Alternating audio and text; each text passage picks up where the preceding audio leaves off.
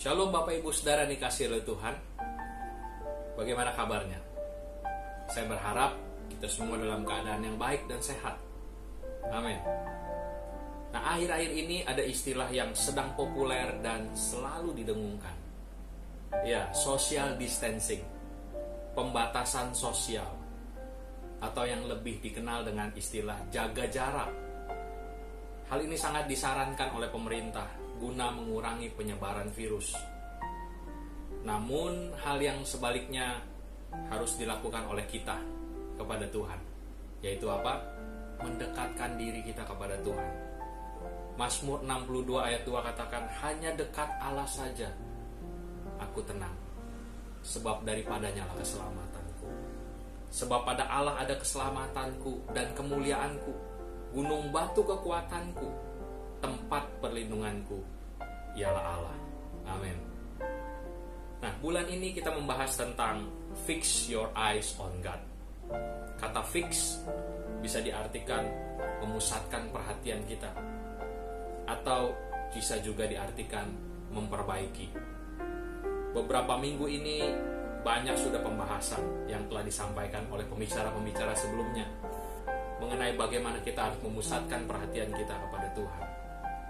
Terlebih hari-hari ini kondisi dan keadaan di sekeliling kita yang begitu mengkhawatirkan dengan merebaknya virus corona.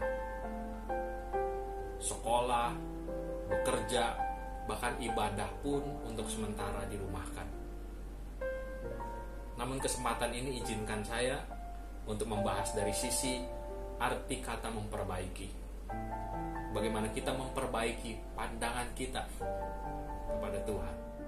Dalam Yohanes 6 diceritakan bahwa banyak orang mengikuti Tuhan Yesus. Dan setelah mereka melihat mujizat-mujizat yang telah dilakukannya. Dan setelah itu Tuhan Yesus memberi mereka makan. Ketika itu jumlah mereka dikatakan lebih dari 5.000 orang.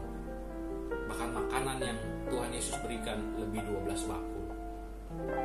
Sudah mereka melihat semua itu, dalam Yohanes 6 ayat 14 dan 15 dikatakan begini.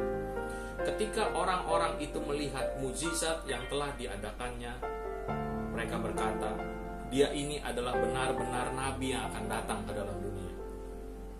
Karena Yesus tahu bahwa mereka hendak datang dan hendak membawa dia dengan paksa untuk menjadikan dia raja, maka ia menyingkir pulang ke gunung seorang diri.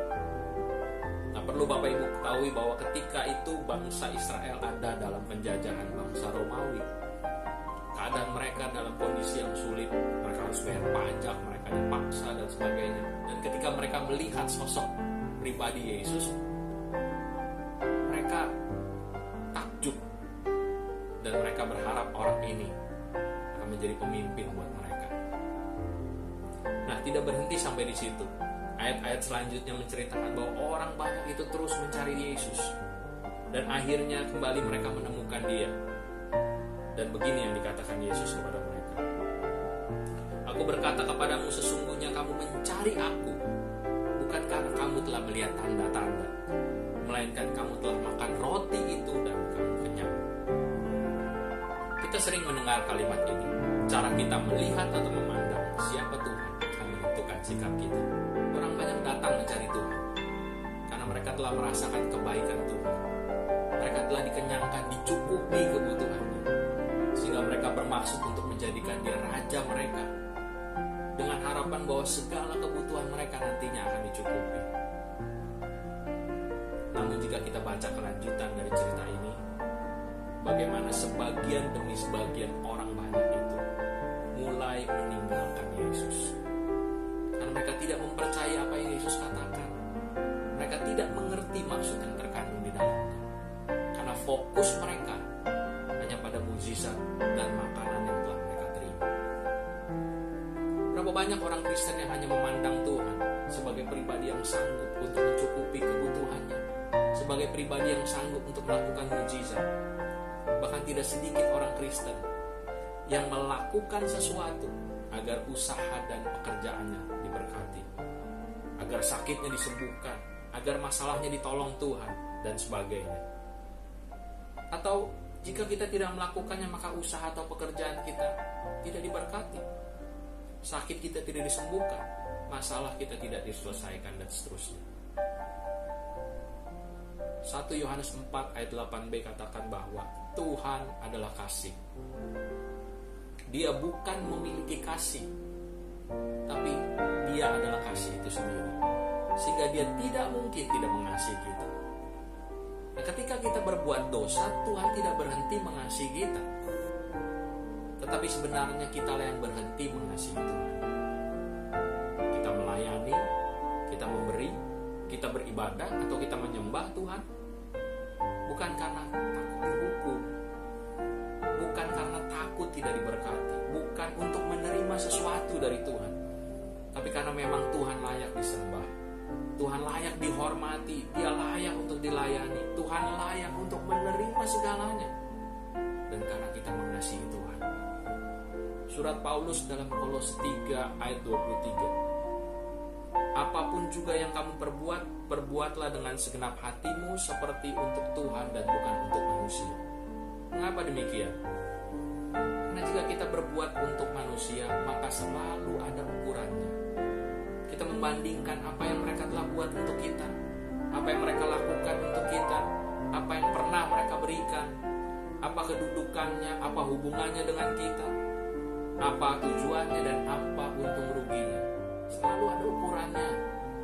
Selalu kita melihat apa sih yang pernah mereka lakukan, dan itu yang seringkali menjadi ukuran kita. Sementara jika kita melakukannya untuk Tuhan, itu karena memang Dia layak untuk menerimanya.